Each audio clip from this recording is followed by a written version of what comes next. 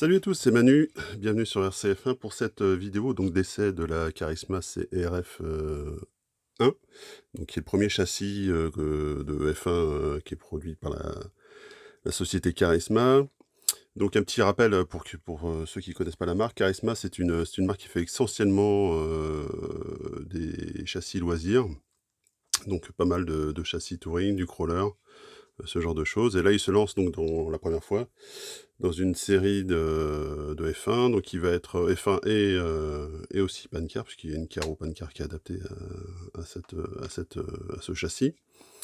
Donc cette version-là, c'est la Lotus Type 98T, hein, donc qui était pilotée à l'époque pour Ayrton Senna. Donc c'est une livrée, qu'on voit avec cette belle Caro Lotus. Je vais vous, expliquer un petit peu dans le détail ce qu'il y aura dans le kit.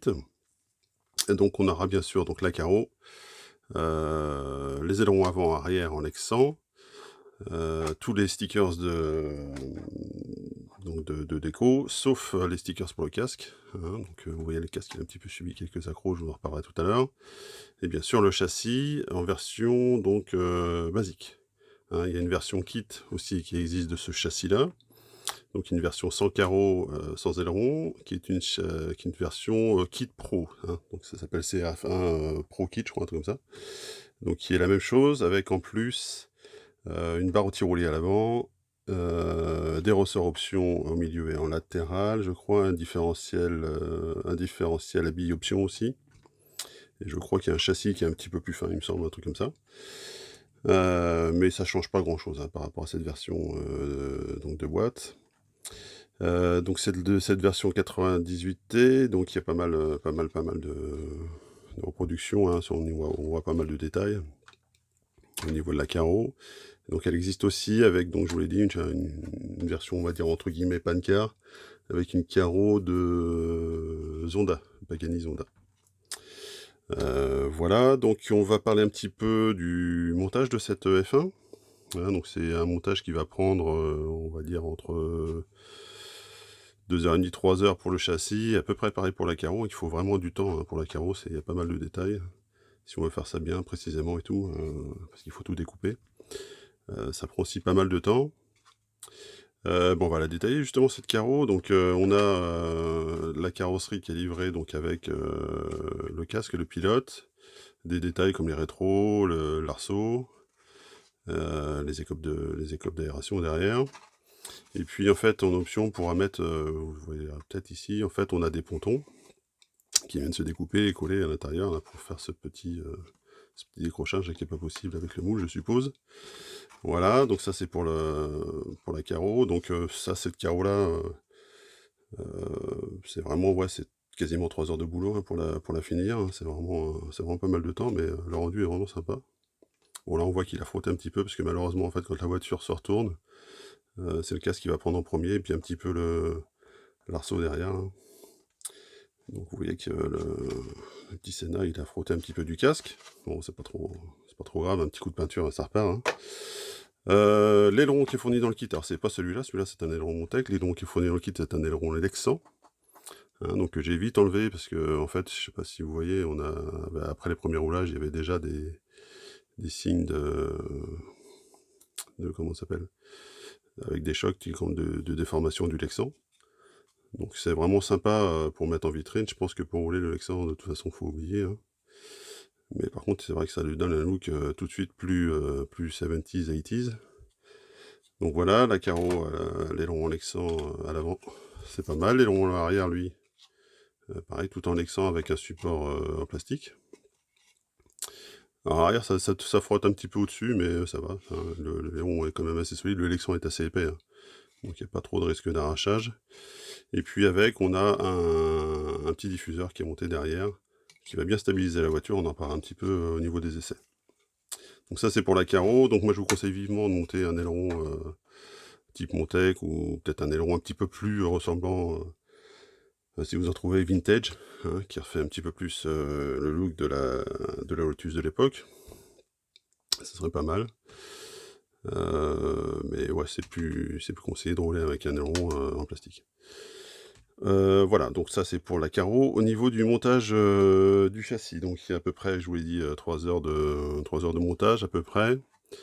Donc c'est un châssis, full aluminium et carbone, hein, donc très, très, très bien fini.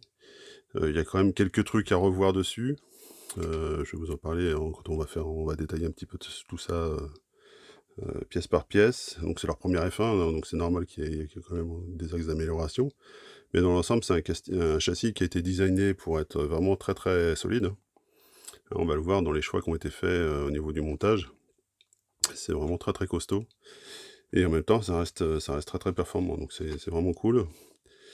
Donc on va parler un petit peu de bon, on va partir de l'avant, puis on va aller vers l'arrière comme on fait d'habitude pour ces essais. Donc à l'avant, on a 2 demi-trains donc en carbone, hein, donc qui se montent, comme un petit peu sur toutes les fins du marché avec des inserts et des sphères comme ça, avec des petits O-rings en dessous pour caler les sphères. Alors il faut savoir que sur les inserts, il faudra, au montage, utiliser du papier de verre ou une petite Dremel ou un truc comme ça pour agrandir légèrement le trou, pour que la sphère, enfin l'insert plutôt, ne force pas quand vous allez rentrer le plastique dans le carbone. D'accord? Parce que si ça force, du coup, ça force sur la rotule n'est plus libre, hein. Il est important d'avoir un train avant qui reste libre. Il faut pas non plus trop le faire non plus. Alors c'est pour ça que moi je vous conseillerais d'utiliser la Dremel ou alors vraiment très faible vitesse. Si vous le faites trop grand, du coup, ça va jouer et ça sera pas bon non plus. D'accord? Donc à savoir au niveau du montage. Donc au niveau des pièces, donc au milieu, on va avoir une pièce aluminium. Je vais vous montrer un petit peu dans la notice, comment elle se comporte, parce que là on ne voit pas très bien. Alors je vais trouver ça. Hop, c'est par là. Voilà, donc ils ont utilisé, alors je sais pas si on va bien voir, je vais faire le point, parce que sinon c'est un petit peu trop blanc, voilà.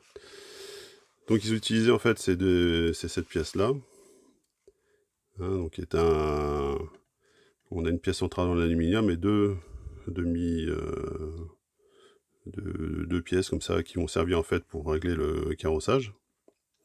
Hein, donc on voit, suivant comment on les met d'un côté ou de l'autre, on va se retrouver avec une position A, une position B. La position A donne d'origine 1,5 degré de carrossage, la position B donne 3 degrés de carrossage. D'accord? Et puis un petit peu en dessous, on va avoir donc cette grande pièce, une fois qu'elle sera montée, elle sera montée sur un petit support comme ça.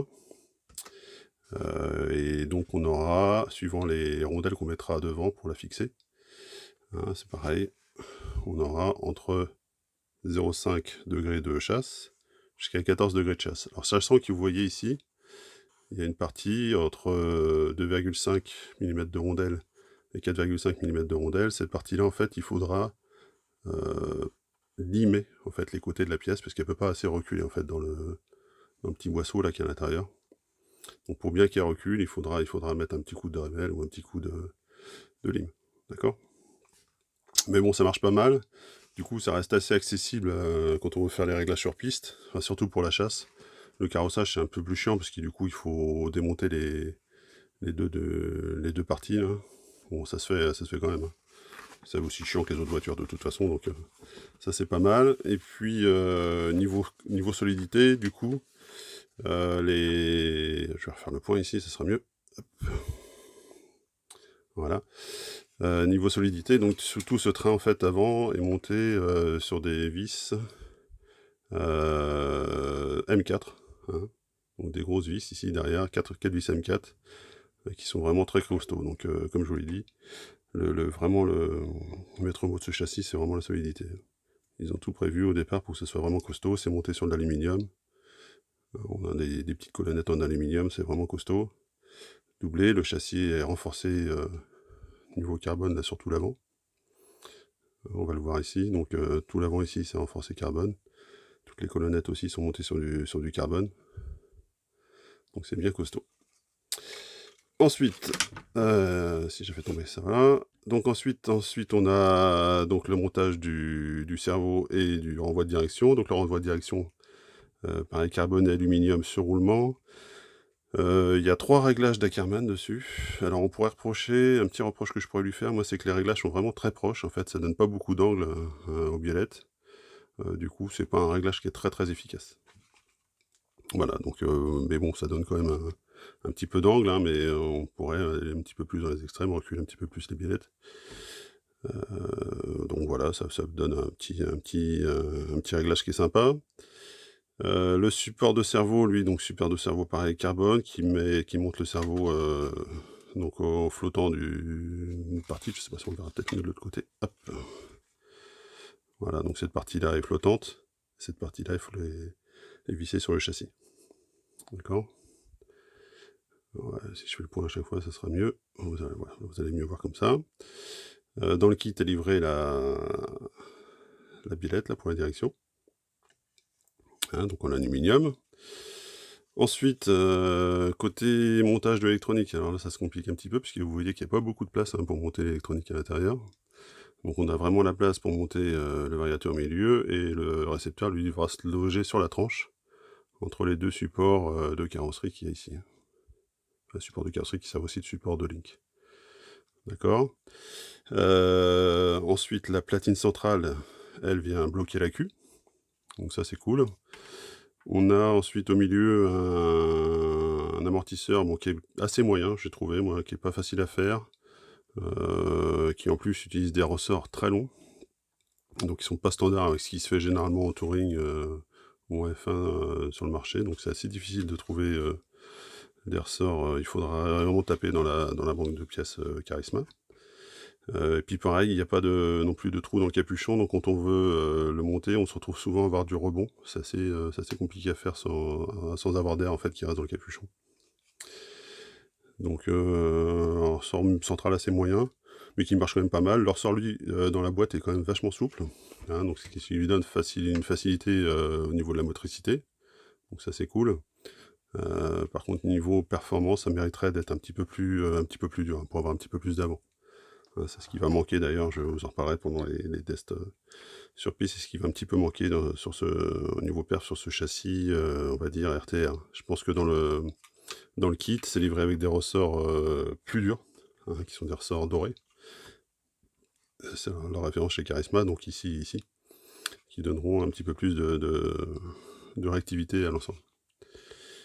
Les huiles qui sont utilisées donc dans l'harmoniseur central, je vais vous le montrer, elles sont livrées dans le kit. Hein, c'est des huiles comme ça, c'est du 35 WT. Voilà, donc ça doit être équivalent à du 450, hein, je pense, si on le regarde en CST. Donc ça c'est pas mal. Moi je suis monté un petit peu du coup pour avoir un petit peu plus d'avant. Je suis monté un petit peu, je suis monté à 650 et à 650 la machine commence déjà à reprendre un petit peu plus d'avant, c'est cool. Au niveau des lignes, vous l'avez vu, donc les lignes sont assez courts et assez costauds, hein, sont très larges. Et ils sont montés, on va le voir peut-être un petit peu mieux si je fais le point là, ici. Voilà, ils sont montés sur des grosses rotules, hein. Les rotules sont assez balèzes par rapport à ce qui se fait d'habitude en F1, donc pareil, là c'est la solidité qui a primé. Les lignes sont très larges et sont très épais, hein, donc avant de les casser, vous pouvez y aller tranquille. Et puis ça pose pas de problème, hein, comment ça s'appelle, sur l'axe de rotation, il y a vraiment pas de difficulté non plus. Ça marche très bien. Ensuite, donc l'axe lui, donc tout le pod en fait est monté sur cette platine carbone, hein, qui soutient l'axe, le pivot pardon. Et puis on a une tige en fait qui vient à partir de ce pivot avec 2 pièces en aluminium pour les dampers. Donc c'est pareil, c'est assez costaud, ça bouge pas trop. Les dampers, eux, alors c'est un mélange en fait, c'est pas des amortisseurs, hein, c'est vraiment des tubes à graisse, hein, avec les ressorts qui sont réglables, du coup comme des amortisseurs classiques. Donc ça mélange les deux, hein, tube à graisse et ressort. Alors pareil, là aussi, il y a à mon avis, un petit défaut de conception, c'est qu'ils n'ont pas fait de trou de sortie d'air, en fait, ce qu'on a d'habitude au bout des dumpers à graisse. Ce qui fait que quand vous mettez de la graisse un peu épaisse, hein, dans le kit, c'est de la 7000 qui est dedans. Je peux vous la montrer, elle est là. C'est de la 7000 qui est dedans, donc qui est très très très très souple, hein. Du coup, qui va donner une voiture, bon, assez neutre. Quand on va vouloir la remonter un petit peu en graisse, du coup, on va se retrouver pareil, à avoir des difficultés à faire sortir l'air, qui va rester en bas du dumper et puis on va se retrouver avec un petit peu de mal à faire passer la graisse en fait dans toute la chambre. Voilà, donc à la limite peut-être, je sais pas, je verrais peut-être faire un petit trou avec un petit fourret de 2, quelque chose comme ça serait pas mal. Ensuite pour le pod arrière, donc vous l'avez vu, c'est un pod, aluminium. Alors c'est complètement différent de ce qui se fait d'habitude chez les autres, F1. Là, le pod est quasiment au milieu du moteur, hein. On le voit ici derrière. Je vais vous le montrer. En fait, il descend pas du tout en bas, hein, sur du moteur. Pareil côté axe, peut-être le voir comme ça. Côté axe, c'est un peu plus large parce que du coup, il faut les supports de vis pour viser le moteur. Mais donc le support à moteur est assez haut, hein, donc ce qui entraîne, du coup pareil, un centre de roulis qui est assez haut à l'arrière. Du coup, ça va stabiliser la voiture, bien sûr, ça va manquer aussi encore un petit peu de perf. Mais du coup, pour des voitures en 2 roues motrices, c'est pas plus mal, hein. Hein, c'est vraiment sympa. Le petit défaut, par contre, de ce système, c'est du coup, ça protège pas du tout le moteur. On va le voir à l'arrière, là, vous voyez le moteur qui a pas mal frotté, hein, sur les essais. Alors, il frotte pas en roulant, en fait, il va frotter, bah, quand vous allez monter sur une bordure ou, un comment ça s'appelle? Ou un trottoir, enfin pas un trottoir, mais ouais, vraiment une bordure, un truc comme ça. Du coup, quand vous allez redescendre, bah, le moteur va frotter directement, en fait, il sera pas protégé par le pod qu'on pourrait avoir d'habitude en carbone. Le diffuseur lui est monté directement en dessous du pod, hein, c'est pareil, donc comme le pod est assez haut, le diffuseur n'est pas du tout, en contact avec la route. Là-dessus, pas de souci.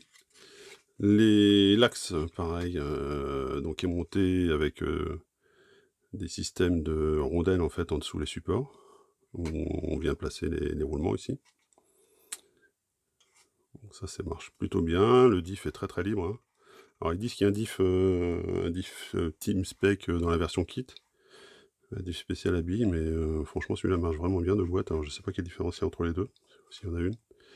C'est vraiment pas mal. La couronne, pareil, couronne très costaud, hein, très épaisse, hein, en 48 dp. D'accord, donc là pareil, on va privilégier la solidité. Et puis le support d'aileron à l'arrière. Donc, alors ce qu'il faut savoir, c'est que l'aileron arrière du kit, pas du kit, pardon, de la version, avec carreaux, du coup, c'est un montage avec 4 vis. Alors, je sais pas si on pourrait le voir, peut-être de ce côté-là. Ouais, on peut le voir ici. Donc, c'est un montage avec 4 vis, là. Mais on pourra également, donc c'est fixe en hauteur, du coup, on pourra pas trop régler la hauteur. Mais par contre, on pourra également monter un aileron standard du marché avec les 2 vis comme d'habitude. Et là, du coup, on pourra régler, la hauteur de l'aileron. Donc voilà ce que ça donne au niveau du montage, hein, les petits points d'amélioration qu'il y a à revoir. Donc comme je vous l'ai dit, c'est leur première F1. C'est une F1 qui a déjà fait ses preuves en championnat anglais, hein, parce qu'elle roule dans le championnat BRCA en Angleterre. Elle avait gagné la manche du championnat national, en début d'année, là, juste avant le confinement. Donc c'est vraiment un châssis qui marche vraiment bien. Il y a pas mal d'options, donc je vous l'ai montré, hein, on peut vraiment régler tout, carrossage, pincement, ouverture, chasse, cerveau, on peut régler, dureté des lignes, des amortisseurs. Donc il y a quand même pas mal de choses. On retrouve pas les nouvelles options qui se font sur les F1, le wing to châssis par exemple, qu'on retrouve pas dessus. Qu'est-ce qu'il y a d'autre qui pourrait manquer? Oui, pareil, le pivot est assez haut derrière, hein. Il est assez au-dessus de la voiture. Mais bon, ça gêne pas plus que ça. Du coup, ça fait un centre de roulis qui est assez haut, mais la voiture, du coup, est plus stable, hein. Elle est moins incisive, elle est plus stable, donc c'est peut-être pas plus mal. C'est une voiture sortir de boîte qui est vraiment facile à conduire, hein. C'est une des plus faciles à conduire que j'ai dû avoir, je pense. Il manquerait peut-être un petit diff à pignon dedans. Je pense qu'avec un petit diff à pignon, ça serait vraiment top. Mais du coup, on pourrait monter un Diffie X-Ray au Phoenix, je pense, sans souci, il y a vraiment la place. Donc ça doit pouvoir se faire aussi, en option. Voilà, bon, c'est à peu près tout, ce qu'on peut dire sur le montage. Alors un petit point quand même sur la notice. Donc je vais revenir un petit peu dessus parce qu'il y a des petites précisions que faut que je vous en reparle. Alors je sais pas si on peut le voir ici, je vais essayer de trouver un exemple où il y a plusieurs vis. Voilà, donc par exemple, on va partir sur ce montage-là. Hop, on va faire le point, mettre un petit peu de lumière, voilà. Donc on voit en fait, que tout le montage se fait par sachet, hein, donc c'est des sachets A, B, C, D, et cetera. Donc ça c'est cool en fait, chaque étape de montage, on va avoir juste un sachet à ouvrir, et puis on va monter la partie du châssis qui correspond. Donc ça c'est bien. La seule, le petit bémol en fait, moi ce que je mettrais, alors toutes les options de montage c'est pas mal en fait, ils vous expliquent, comment ça s'appelle? Les différentes, points de vérification qu'il y a à faire, s'il faut mettre du thread lock ou pas, s'il faut mettre un petit gap par exemple sur l'axe, et cetera. Donc ça c'est cool. Le petit point d'attention qu'il faut avoir par contre, c'est que vous allez retrouver donc l'ensemble du sachet ici, hein, avec toutes les pièces qu'il y a dedans, donc les vis, tout ça, avec une référence de vis. Hein, donc là on a du M3 par 10 mm qui a une référence à machin, quand il y en a 4 pièces, du M3 par 8 qui a une référence machin, il y en a 4 pièces. Et quand vous allez regarder sur le montage, hein, qui correspond, et bien en fait les M3 qu'on a, bah, du tout, c'est pas la même référence. Ça c'est un petit peu chiant parce que du coup vous savez pas quelle longueur de vis vous devez mettre. Hein, il va falloir à chaque fois, alors au bout de quelques heures de montage, enfin pas quelques heures mais quelques pages de montage, on la connaît vite. Mais du coup il faudra aller à chaque fois à la fin du manuel pour aller vérifier dans la nomenclature. Hein, les références, on les a ici. Hein. Par exemple, on a du M3 par 8, c'est 155 92. Donc ça, c'est un petit peu dommage. Ils auraient dû le mettre directement, je pense, dans la page. On aurait perdu un petit peu moins de temps sur le montage. C'est juste le petit bémol. Sinon, le reste du montage, c'est vraiment bien. Hein, tout est expliqué. Il vous donne tous les tips nécessaires pour le montage. Hein, s'il y a des petits écueils. Notamment, qu'est-ce qu'il faut vérifier aussi? Ah si, un truc important, quand vous allez monter enfin important, un point d'attention, quand vous allez monter le pod en fait à l'arrière ici, en fait comme il n'y a pas de plaque de châssis en dessous, il faut vraiment faire très attention à bien centrer toutes vos pièces, à bien les caler les unes avec les autres avant de tout serrer en fait. Hein, sinon vous allez vous retrouver avec un pod qui va être un petit peu décalé, un petit peu... Hein, il faut bien faire gaffe que ça soit bien droit. Sinon, pareil, vous pouvez avoir des problèmes de serrage d'axe, du coup, parce que si le pod est trop large, par exemple, pas assez large derrière, du coup, l'axe va bouger, etc. Donc, c'est vraiment à prendre en compte quand vous allez monter ce kit. Donc voilà, pour la partie montage, donc on a déjà passé 25 minutes dessus sur cette vidéo. Je vais vite fait vous parler des essais qu'on a pu faire donc sur moquette et sur asphalte. Hein, de ce châssis. Donc j'ai pu le tester, donc là on a monté avec l'électronique Connect qui nous a été prêté par iModel, hein, qui est le distributeur qui nous a envoyé ce kit.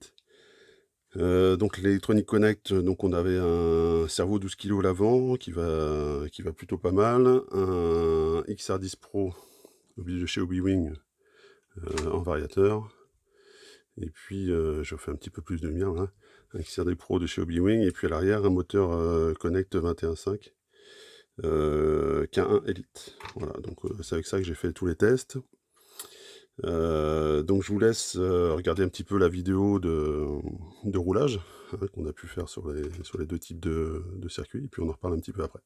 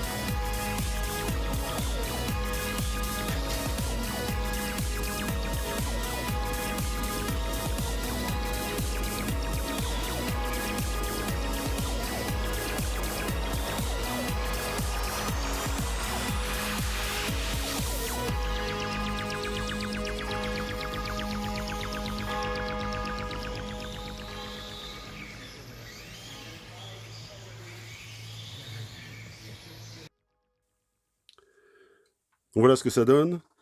Donc ces tests sur asphalte, sur moquette, donc j'ai testé, beaucoup sur asphalte, hein. J'ai roulé pas mal là, donc sur le circuit, du MSN à Nantes avec ce châssis. Donc on a pu le comparer, j'ai roulé avec notamment des X-Ray et des choses comme ça. Et puis moi j'ai pu le comparer un petit peu avec les chronos que je fais d'habitude, donc en X-Ray notamment et puis en Phoenix, hein. On arrive à peu près au même chrono que la X20, la X1 2020 pardon, à 1 ou 2 dixièmes près, suivant les tours. Donc je pense que vraiment le kit option avec les options un petit peu plus dures et puis la barre anti-roulée devant, ça serait un petit plus, hein, qui permettrait d'aller chercher ce petit dixième qui doit manquer. Mais vraiment de boîte, la voiture se comporte vraiment bien, hein, est très très facile à rouler. Du coup, rarement prise en défaut de l'arrière. Il manque un tout petit peu du vent, c'est pour ça qu'elle est facile, hein. Il faudrait peut-être bosser un petit peu plus sur l'avant, peut-être avec des ressorts un petit peu plus souples, ce genre de choses, mais les ressorts dedans du kit sont assez souples déjà. Donc voilà, j'ai bossé un petit peu sur le setup, notamment l'amortisseur central qui est vraiment souple, hein, vous voyez, c'est assez souple. Donc ça mériterait peut-être d'acheter les ressorts options et de tester ça. Sinon le reste, bah écoutez, c'est vraiment pas mal. Autant que ça soit la partie motrice que le diff, tout ça, ça se comporte vraiment bien. La partie avant, pareil, il y a vraiment pas de défaut, c'est vraiment très très sécure, aucune casse du coup, pendant tous ces essais. Et puis des chronos qui sont là à l'arrivée, donc c'est cool, hein, c'est vraiment pour un premier châssis, donc il y a des petites améliorations à faire, il y a vraiment pas grand chose, hein, mais pour un premier châssis, chez Charisma, c'est vraiment pas mal, hein, ce châssis CRF1. Donc voilà, c'est pas déconnant, même en compétition, c'est vraiment pas mal. Le petit truc à revoir du coup, c'est, si vous vraiment la faire rouler en compétition, évidemment, je vous conseille pas de prendre la version, avec la carreau, Lotus, qui sera pas trop efficace et puis comme je vous l'ai dit, l'aileron avant sera trop fragile, hein, pour rouler vraiment régulièrement. Mais plutôt de prendre la version kit. Alors pour info, je crois que la version kit tourne autour des 310-315 €, je crois, quelque chose comme ça. Et la version avec la carreau est à 360 €. Donc ça fait une carreau qui est autour des 50 €, c'est 50-45 €. Donc vu la qualité de la carreau, c'est à peu près logique. Et puis la version kit, du coup, on a quelques options qui pourraient être intéressantes à utiliser. Donc disponible comme je vous l'avais indiqué dans le déballage chez iModel et puis chez tous ces revendeurs, hein, que ce soit, je sais plus, je crois que c'est disponible chez RC Team notamment et d'autres, hein, chez SMS, etc. Donc on va pouvoir le retrouver assez facilement. Vous pouvez commander directement pardon, sur le site iModel. Donc voilà, on va s'arrêter là pour cette revue de cette CRF1. Et puis moi je vous dis, comme d'habitude, à la prochaine fois pour une nouvelle vidéo. En attendant, n'hésitez pas à vous abonner donc à notre page Facebook, à notre chaîne YouTube. Le groupe de discussion aussi sur Facebook commence à prendre un petit peu d'ampleur, donc c'est assez cool. Ça remplace un petit peu le forum qui bouge pas beaucoup ces temps-ci sur le site rcf1.fr. Donc n'hésitez pas à vous inscrire aussi sur le groupe de discussion Facebook RCF1. Voilà, donc à la prochaine pour une prochaine vidéo.